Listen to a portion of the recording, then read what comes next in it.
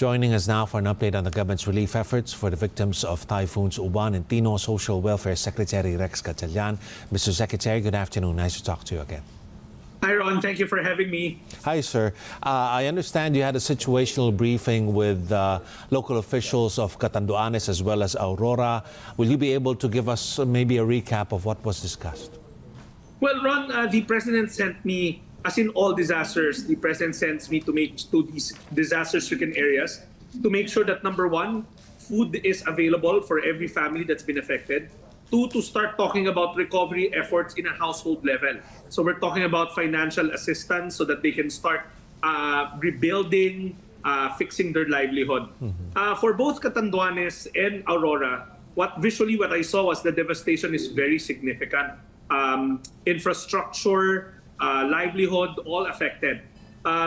So it will take more than DSWD to fix things, and that's why, from my understanding, Secretary Vince Dizon, Secretary Sani Angara will be flying into those provinces tomorrow or the day after. So it's the whole of government approach. We understand that while we are helping the families recover, we have to help the community as a whole fix the infrastructure, power, basic infrastructure, also the homes.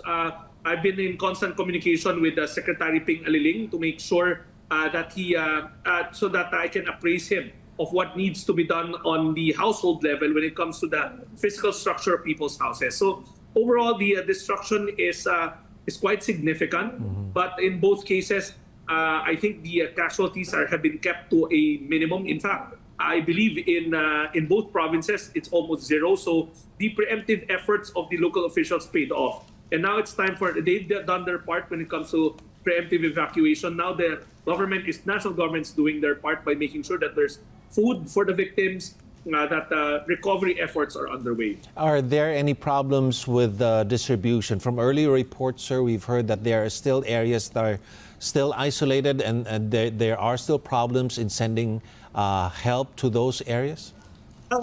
One, the basic protocol of DSWD has always been to pre-position. In the case of Catanduanes, we had around 20 to 30,000 family food packs in the province itself before the Typhoon Uwan hit. In the case of Aurora, we had 40,000. These are pre-positioned goods so that when the disaster strikes and right after, the local governments, we can augment their capacities. But obviously, there are more isolated areas, so the last mile distribution of the local government units might take a bit more time. But in the case of both Aurora and Catanduanes, as of yesterday, the local chief executives were telling me they're able to get into most areas already. So food is already on its way. Meaning, we have to distinguish between the role of DSWD and the role of the local government. In the case of DSWD, we stockpile to augment local government capacities. We turn over the goods in bulk to the local government units. Then the local government units will do the last mile, making sure it reaches the household level. In both cases, initially, as in all disasters, the first 2 days, people are focusing on rescue efforts, preemptive evacuation. So the number of food packs being dispatched won't be that much. But normally, from our experience, on the third day, when roads are cleared, when the weather improves, when flood water recedes, where it's safe already, the distribution hastens. So now, DSWD overall in the entire country, since the Typhoon Tino, the back-to-back typhoon, we've already dispatched close to 800,000, actually close to 900,000 family food packs, and another 300,000 is being deployed as we speak right now. It's probably one of our larger, we're talking about 1.2 million family food packs deployed in a span of 2 weeks' time. It's one of our larger deployments in terms of history of DSWD. Thank you very much for clarifying that, Mr. Secretary. Now, beyond food, you did mention that the DSWD is also going to be helping affected residents in those areas with regard to livelihood. But one thing I'm curious about, sir, in situations like this, for areas that are hit hard by calamities, until when does the DSWD extend assistance to those affected residents with regard to food packs as well as livelihood? Are there certain goals or metrics that are being followed, goals that have to be met by the agency to say that they have helped enough or even more than enough? Well, first things first, the President Marcos has been very clear. No affected family will go hungry. That's our credo here. He's been very clear about that. That's why we pre-position goods even before these typhoons happen. 365 days a year, we stockpile. The national stockpile at its height right before all these natural disasters occurred was 3 million family food packs nationwide spread across 1,000 warehouses. That's the largest stockpile we've had in history. Way back in 2022, when the administration started, that was only around 500,000 or even less. So this is the biggest stockpile we've had. That's why, if you notice, there's where we can simultaneously we're deploying food packs in volcano areas, in earthquake areas, in typhoon-stricken areas. So that's a credo. For as long as they need food, the department will keep on deploying. And it's normally a consultation or a consultative process with the local chief executives led by their governors and mayors, which I did yesterday in Catanduanes and this morning in Aurora. In both cases, we were able to saturate already the affected families. In the case of Aurora, we're already deploying the second 25,000 family food packs. So meaning a family will now get the second box in a span of 3 days' time. While in the case of Catanduanes, they asked for a bit more because they plan to give it to those whose livelihoods were affected but may not have evacuated because their homes are intact. So we're talking of about another 50,000 family food packs, which will be able to comply with in probably by the end of the week. So it's a consultative process with the local government units. Every situation, every locality has its own nuance. So I can't give you an exact time frame as to when we pull out. But we always have to keep in mind, for as long as they need food, the department is there to provide food.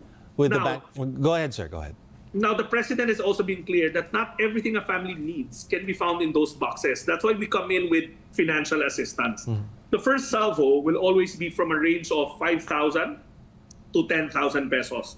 That's meant for them to buy whatever they need immediately. We know they may need to buy medicine, they may need to buy other stuff. So that's why we come in with cash assistance. But doesn't mean that we pull out when we do the payouts already. There's that recovery stage that we look into. That's probably going to creep and roll for the next couple of months.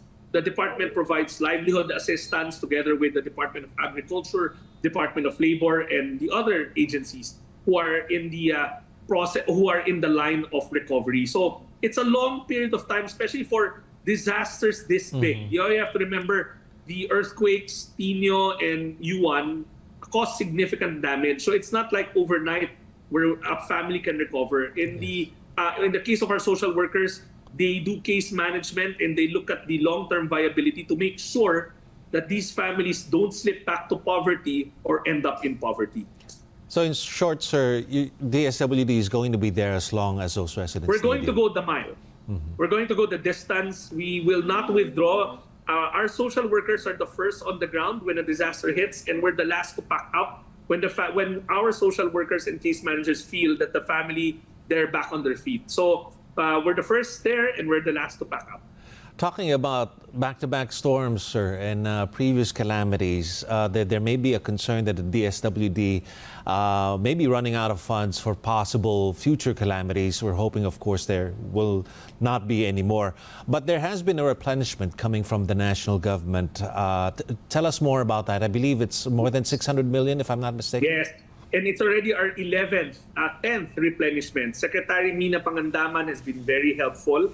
Secretary Ralph Recto has assured me over and over again that there are funds available for disaster response, so I shouldn't be worried about it. They've been very clear, and they put their mouth where their money is. In fact, their money where their mouth is. In fact, this is the department's 10th replenishment, and every replenishment ranges from 600 million to 700 million. We've been at this for quite some time since the Super Typhoon Nando hit the northern part of Luzon. And we haven't stopped since, because after Nando, there was Opong that hit Masbate.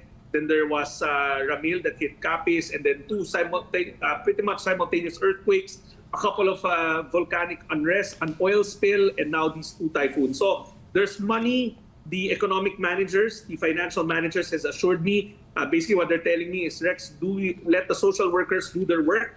We will make sure that they're backed up by cash when they need it. So if you're not worried, we shouldn't be worried about it either.